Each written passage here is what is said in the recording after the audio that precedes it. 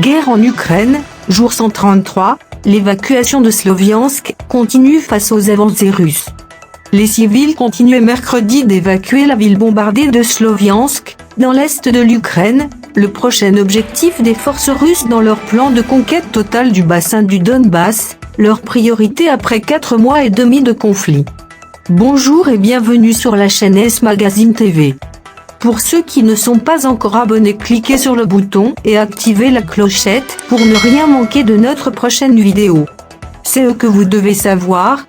Quelques 5,5 millions d'Ukrainiens sont enregistrés comme réfugiés dans d'autres États européens depuis le début de l'invasion le 24 février.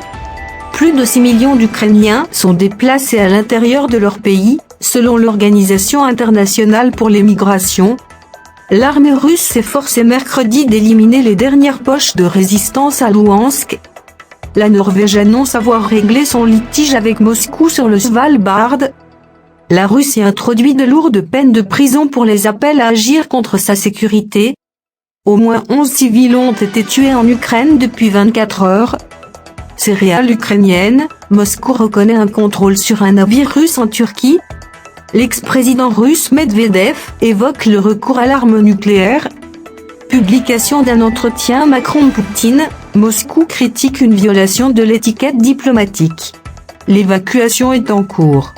Nous sortons des gens de la ville chaque jour, a déclaré son maire Vadim Liak. Il reste en ce moment 23 000 habitants à Sloviansk qui en comptaient environ 110 000 avant le conflit, a-t-il ajouté dans une vidéo. Et 17 sont morts et 67 ont été blessés depuis le début des hostilités. Dans cette cité bombardée depuis plusieurs semaines, les infrastructures essentielles fonctionnent toujours, mais il n'y a plus de réseau central d'approvisionnement en eau depuis un mois et un tiers de la ville se retrouve régulièrement sans électricité, a souligné M. Liak. Mon principal conseil, évacuer. Avait lancé mardi soir le gouverneur de la région de Donetsk, Pavlo Kyrylenko, à l'adresse de la population de Sloviansk, soulignant que, pendant la semaine, il n'y a pas eu un jour sans bombardement. Les frappes y ont notamment détruit près d'un tiers d'un marché, a constaté mercredi un journaliste de l'AFP. Des habitants sont allés voir l'étendue des dégâts au milieu des débris calcinés. Un peu plus loin, quelques-uns continuaient de vendre leurs fruits et leurs légumes. Nous resterons chez nous. Nous avons des sous-sols et nous nous y cacherons. Que pouvons-nous faire d'autre?